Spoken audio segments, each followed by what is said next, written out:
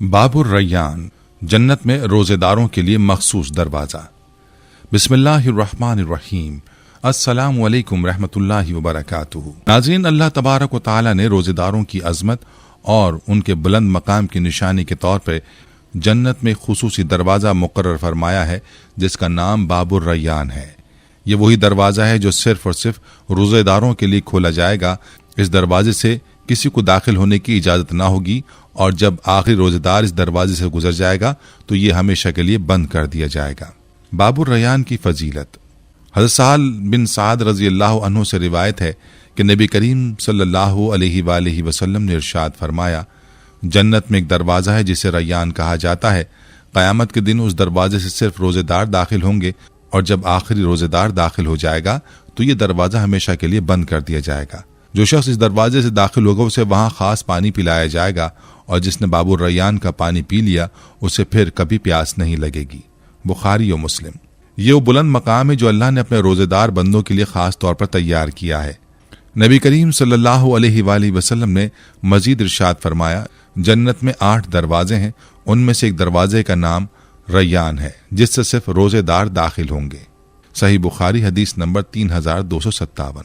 लफ्ज रैयान अरबी लफ्ज रई से माखूज है जिसके माने हैं खूब सैर करने वाला, यानी वो दरवाज़ा जहां से दाखिल होने वाले रोजेदारों को ऐसी नेमतें अता की जाएंगी कि उन्हें कभी भी भूख और प्यास का एहसास नहीं होगा। जब रोजेदार बाबुर रैयान से जन्नत में दाखिल होंगे तो वहां उनके लिए बेशुमार खाने पीने की नेमतें मौजूद होंगी जहां वो जी भर कर खाएंगे और सैराब होंगे।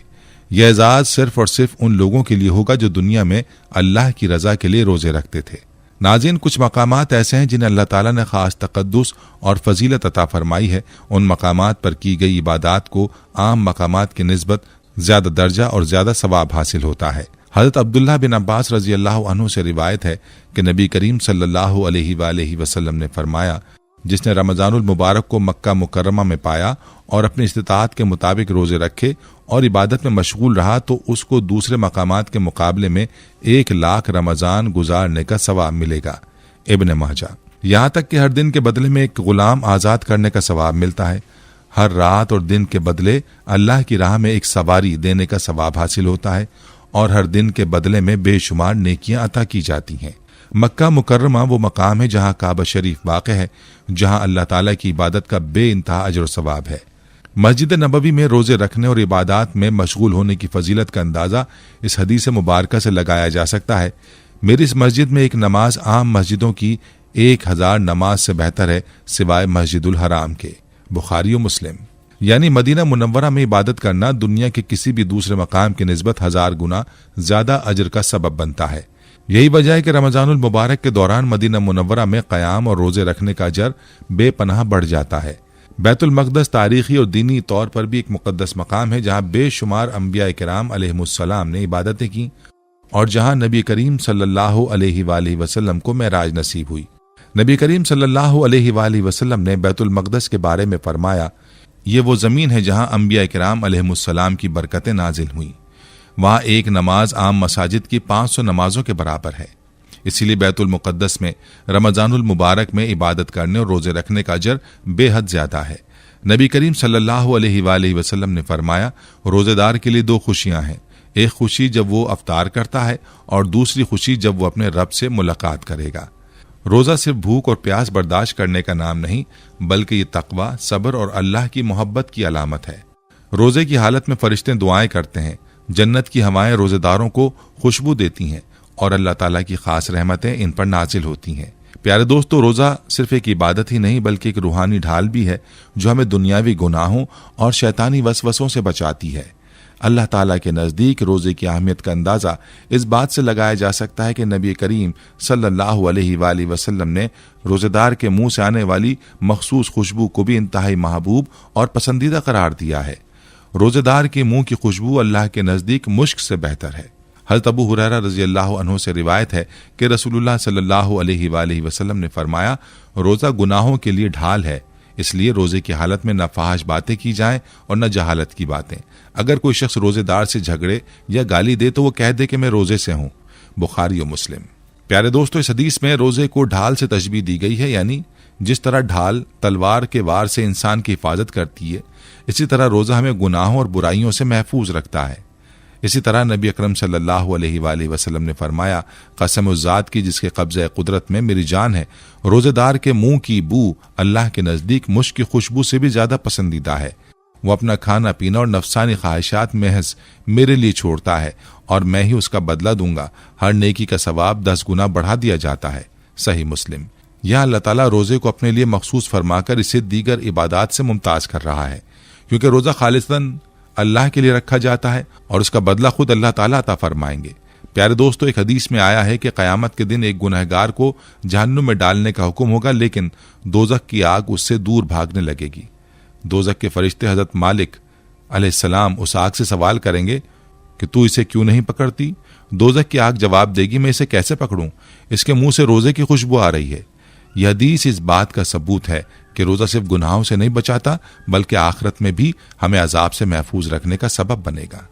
प्यारे दोस्तों, जिस तरह जंग के दौरान सिपाही ढाल का इस्तेमाल करते थे ताकि तलवार के वार से महफूज रह सकें, इसी तरह रोज़ा भी एक मजबूत रूहानी ढाल है जो हमें दुनियावी बुराइयों, फहाश कामों और शैतान के वसवसों से महफूज रखता है।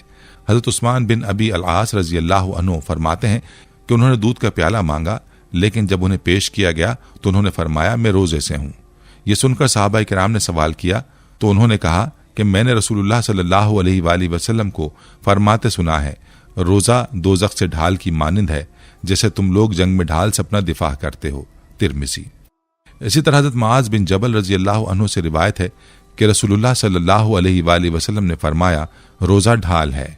और हज़रत अबू उबैदा रज़ी अल्लाह अन्हु बयान करते हैं कि रसूलुल्लाह सल्लल्लाहु अलैहि वसल्लम ने फरमाया, रोज़ा आदमी के लिए ढाल है जब तक वो खुद इसे ना फाड़ दे। प्यारे दोस्तों, इन हदीस से वाज़ेह होता है कि रोज़ा हमें जहन्नुम की आग और दुनियावी गुनाहों से महफूज रखने का अहम जरिया है, लेकिन शर्त यह है कि हम रोज़े को मुकम्मल शरई आदाब के साथ रखें और अपनी ज़बान, हाथ और नज़रें हर किस्म की बुराई से महफूज रखें। प्यारे दोस्तों, रोज़ा न सिर्फ गुनाहों से बचाता है बल्कि यह हमारे जिस्म और रूह की ज़कात भी है। हज़रत अबू हुरैरा रज़ी अल्लाह अन्हु से रिवायत है कि रसूलुल्लाह सल्लल्लाहु अलैहि वसल्लम ने फरमाया, हर चीज़ की ज़कात होती है और जिस्म की ज़कात रोज़ा है। इब्न माजा। इसी हदीस को हज़रत मुआज़ बिन जबल रज़ी अल्लाह अन्हु ने मज़ीद वाज़ेह करते हुए बयान किया कि रसूलुल्लाह सल्लल्लाहु अलैहि वसल्लम ने फरमाया, रोज़ा आधा सब्र है। यानी जिस तरह ज़कात माल की पाकीज़गी का जरिया है, इसी तरह रोज़ा हमारे जिस्म को ज़ाहिरी और बातिनी बीमारियों से पाक करने का जरिया बनता है। रमज़ान में शैतान को कैद कर दिया जाता है। प्यारे दोस्तों, नबी करीम सल्लल्लाहु अलैहि वसल्लम ने रमज़ानुल मुबारक के आगाज़ के मुतालिक एक बहुत अहम हदीस बयान फरमाई है। हज़रत अबू हुरैरा रज़ी अल्लाह अन्हु से रिवायत है कि रसूलुल्लाह सल्लल्लाहु अलैहि वसल्लम ने फरमाया, जब रमज़ान का महीना आता है तो आसमान के दरवाजे खोल दिए जाते हैं, जहन्नुम के दरवाजे बंद कर दिए जाते हैं और शैतानों को जंजीरों में जकड़ दिया जाता है। एक और हदीस में इस बात को मजीद वजाहत के साथ बयान किया गया है, जब रमज़ान की पहली रात होती है तो शैतान और सरकश जिनों को जकड़ दिया जाता है, दोज़ख के दरवाजे बंद कर दिए जाते हैं और उनमें से कोई दरवाज़ा नहीं खोला जाता। जन्नत के दरवाजे खोल दिए जाते हैं और उनमें से कोई बंद नहीं किया जाता, और एक फरिश्ता आवाज़ देता है कि ए भलाई के तलबगार आगे बढ़, और ए बुराई के मुतलाशी बुराई से बाज आ जा। और अल्लाह ताला रमज़ान की हर रात में लोगों को दोज़ख से निजात अता फरमाता है। तिरमिज़ी।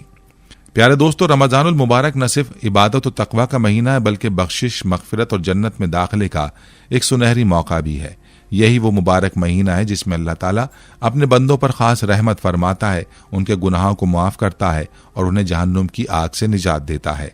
हज़रत उमर रज़ी अल्लाह अन्हु से रिवायत है कि उन्होंने फरमाया, रसूलुल्लाह सल्लल्लाहु अलैहि वसल्लम की हदीसों में से कौन सी हदीस फितने यानी आजमाइशों के मुतालिक ज़्यादा जानने वाला है?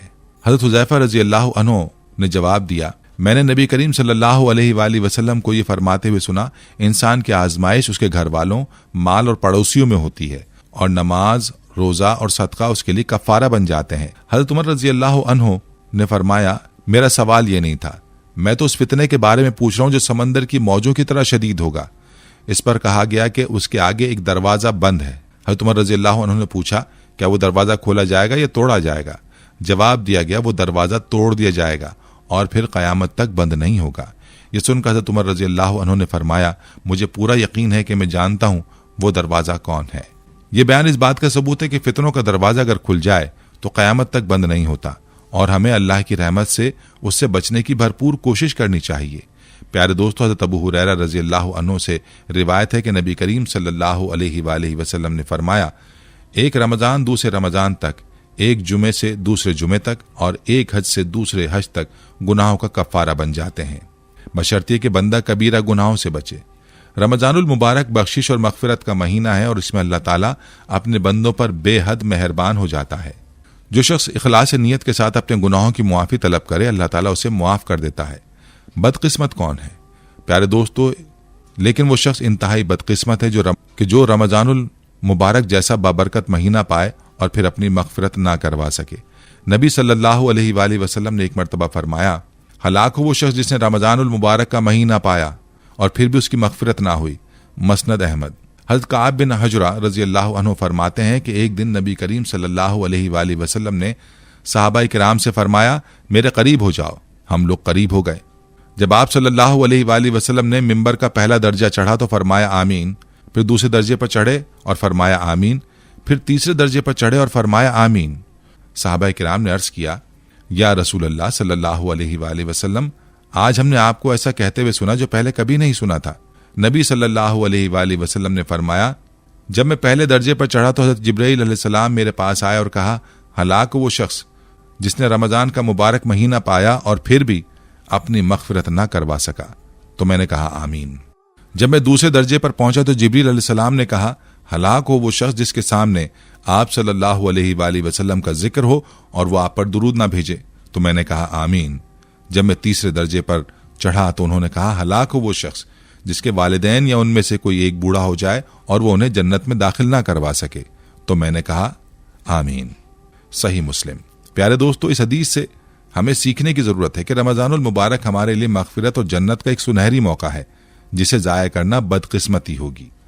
रोज़ा और कुरान क़यामत के दिन शफ़ाअत करेंगे।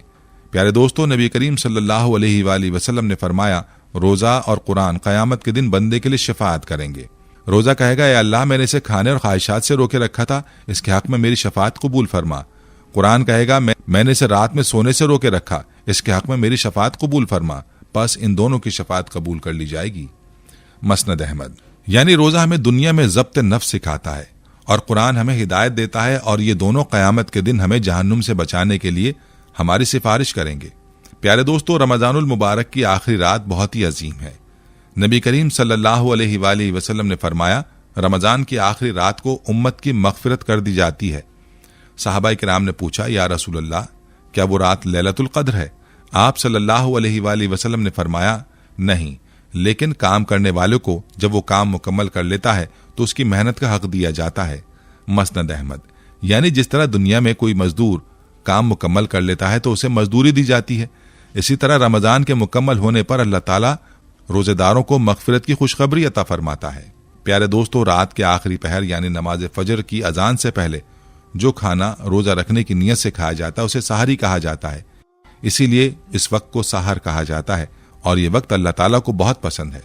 नबी सल्लल्लाहु अलैहि वसल्लम ने फरमाया, सहरी खाओ क्योंकि सहरी में बरकत है। सही बुखारी। ये वक्त ऐसा है जब अल्लाह ताला अपनी मखलूक पर खास रहमत फरमाते हैं, दुआओं को कबूल फरमाते हैं और मग़फ़िरत के दरवाजे खोल देते हैं। प्यारे दोस्तों, अल्लाह ताला के खास बंदे हमेशा उसे याद करते हैं, उसके हुजूर सजदा रेज होते हैं और उसकी बारगाह में आजिज़ी और इंकिसारी के साथ दुआ करते हैं। यही वजह है कि सहरी के वक्त को खुसूसी बरकतों से नवाजा गया है। ये वक्त नबी करीम सल्लल्लाहु अलैहि वसल्लम को भी बेहद महबूब था और आप सल्लल्लाहु अलैहि वसल्लम उस वक्त नमाज तहज्जुद अदा फरमाया करते थे। जब रोजे फर्ज किए गए तो अल्लाह ताला ने उस वक्त खाने पीने की इजाजत अता फरमाई, जिसे सहरी कहा जाता है। नबी करीम सल्लल्लाहु अलैहि वसल्लम उस वक्त कुछ न कुछ तनावुल जरूर फरमाया करते थे। इसी वजह से सहरी के वक्त रोजा रखने की नीयत से खाना सुन्नत करार पाया। कुरान मजीद में सहरी का जिक्र। प्यारे दोस्तों, कुरान मजीद में अल्लाह ताला फरमाते हैं, और खाओ और पियो यहाँ तक के सुबह की सफेद धारी स्याहधारी से जाहिर हो जाए, फिर रात तक रोजे को मुकम्मल करो। सूरह बकरा आयत 187। इस आयत मुबारका में अल्लाह ताला ने मुसलमानों को सहरी खाने की इजाजत दी और उसका वक्त सुबह सादिक के जाहिर होने तक मुकर्रर फरमाया। ये क्यों जरूरी है? क्योंकि सुबह होने से पहले मशरिक में रोशनी की एक बारीक लकीर नमूदार होती है जिसे सुबह की सफेद धारी कहा जाता है। जैसे जैसे ये रोशनी बढ़ती है रात की तारीकी पीछे हट जाती है। उसी वक्त से रोजे का आगाज होता है और ये वक्त सहरी कहलाता है। नबी करीम सल्लल्लाहु अलैहि वसल्लम ने फरमाया, जमात में नमाज, सहरी खाने और सूरज में साया हासिल करने में बरकत है। हज़रत अनस रज़ियल्लाहु अन्हु से रिवायत है कि रसूलुल्लाह सल्लल्लाहु अलैहि वसल्लम ने फरमाया, सुबह के खाने यानी सहरी को अपने ऊपर लाजिम कर लो क्योंकि सुबह का खाना बाबरकत है। मस्नद अहमद। सहरी फर्ज नहीं बल्कि मुस्तहाब है। प्यारे दोस्तों, याद रखें, सहरी खाना फर्ज नहीं बल्कि मुस्तहाब है, पसंदीदा अमल है। नबी करीम सल्लल्लाहु अलैहि वसल्लम हमेशा सहरी में कुछ न कुछ तनावुल फरमाया करते थे, इसलिए हर मुसलमान को सहरी जरूर करनी चाहिए। अलबत्ता अगर कोई सहरी को रोजे का लाजमी हिस्सा समझकर नहीं खाता तो वो नबी करीम सल्लल्लाहु अलैहि वसल्लम के तरीके के खिलाफ अमल करता है। सहरी के वक्त खाने में मियाना रवी इख्तियार करनी चाहिए। इतना ज्यादा ना खाया जाए कि सारा दिन तबीयत बोझल रहे और ना ही इतना कम खाया जाए कि भूख की शिद्दत की वजह से रोजा रखना मुश्किल हो जाए। अगर सहरी में कुछ खाने को दिल ना चाहे तो खजूर या पानी पी लेना भी काफी है, क्योंकि इस तरह सुन्नत नबवी पूरी हो जाती है। प्यारे दोस्तों, सहरी में खजूर खाने की खुसूसी फजीलत। हज़रत ज़ैद बिन साबित रज़ियल्लाहु अन्हु फरमाते हैं, हमने रसूलुल्लाह सल्लल्लाहु अलैहि वसल्लम के साथ सहरी खाई, फिर आप नमाज के लिए खड़े हो गए। हज़रत अनस रज़ियल्लाहु अन्हु ने पूछा, अजान और सहरी में कितना वक्त होता है? फरमाया, 50 आयत पढ़ने के बराबर। सही बुखारी और मुस्लिम। नबी करीम सल्लल्लाहु अलैहि वसल्लम सहरी के वक्त खजूर तनावुल फरमाया करते थे। हज़रत अनस बिन मालिक रज़ियल्लाहु अन्हु फरमाते हैं, नबी करीम सल्लल्लाहु अलैहि वसल्लम ने सहरी के वक्त फरमाया, ऐ अनस, मैं रोजा रखना चाहता हूं, मुझे कुछ खिलाओ। मैंने खजूर और पानी का एक बर्तन लाकर पेश कर दिया। ये इस बात का सबूत है कि खजूर में वो तमाम गजाई अज्जा मौजूद हैं जो इंसानी जिस्म के लिए जरूरी हैं। खजूर सहरी के लिए बेहतरीन ग़िज़ा है।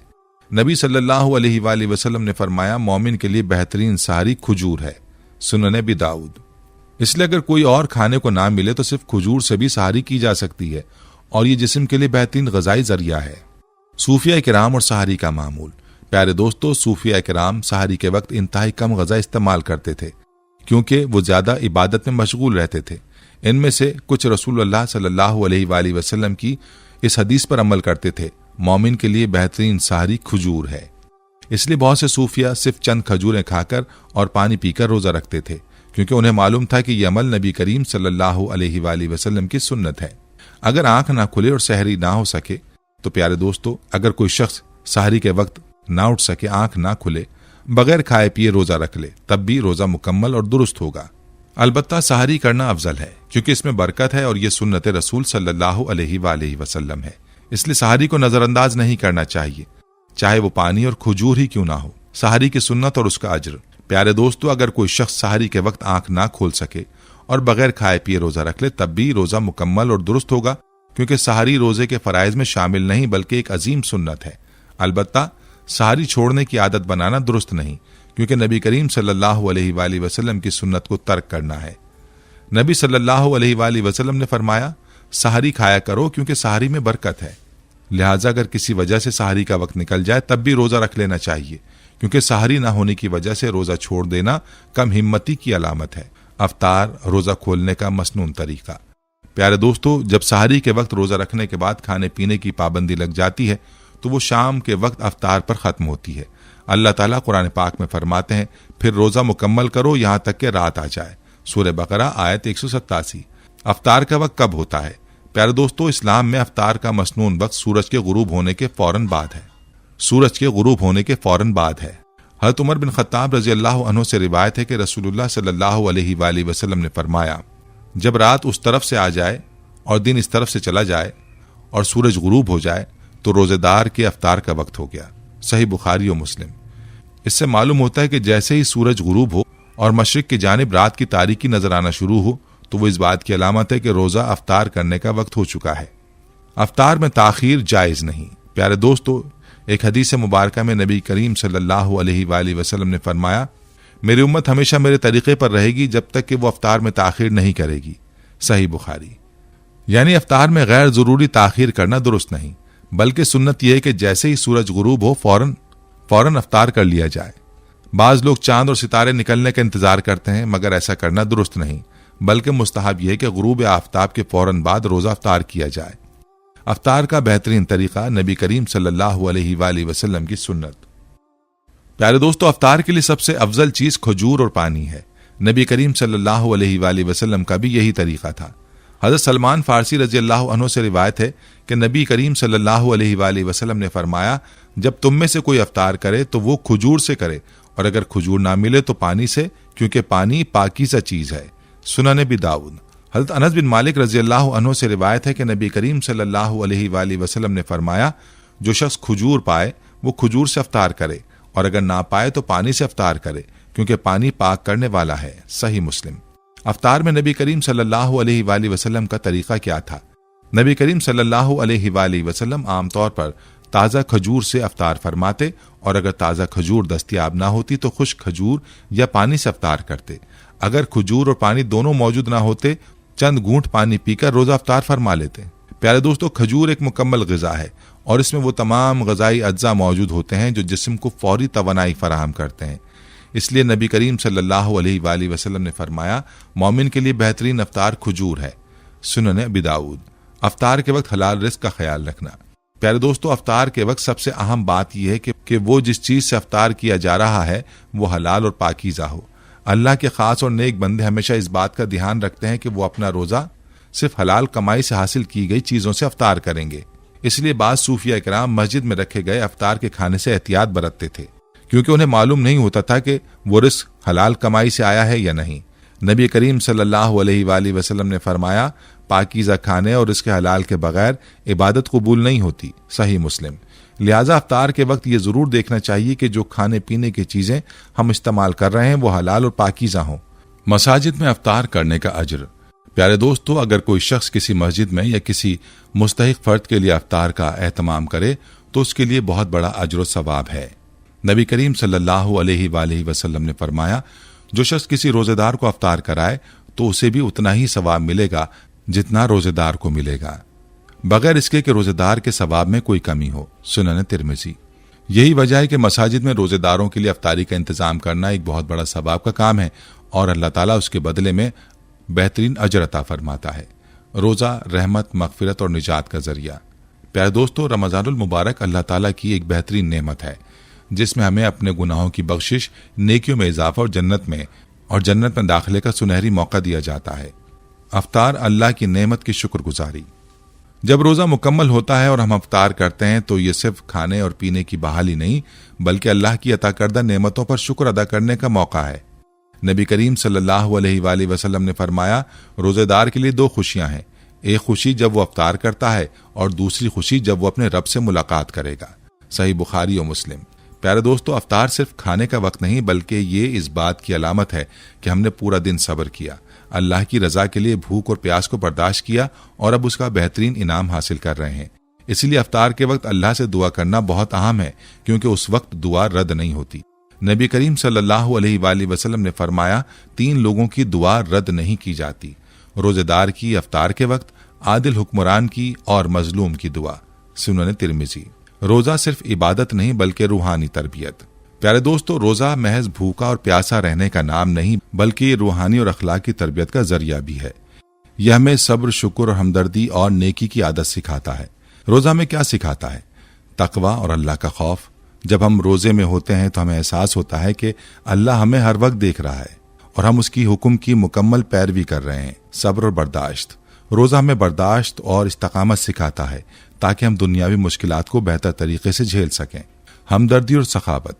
जब हम खुद भूखे होते हैं तो हमें उन लोगों का एहसास होता है जो हर दिन भूख और प्यास का सामना करते हैं। अल्लाह की नेमतों की कदर। जब हम पूरे दिन के बाद अफ्तार करते हैं तो हमें मालूम होता है कि खाना और पानी कितनी बड़ी नेमतें हैं जो आम दिनों में हमें मामूली लगती हैं। रमजान जन्नत में दाखिले का बेहतरीन मौका। प्यारे दोस्तों, ये महीना हमें जन्नत में दाखिल होने का बेहतरीन मौका फराहम करता है।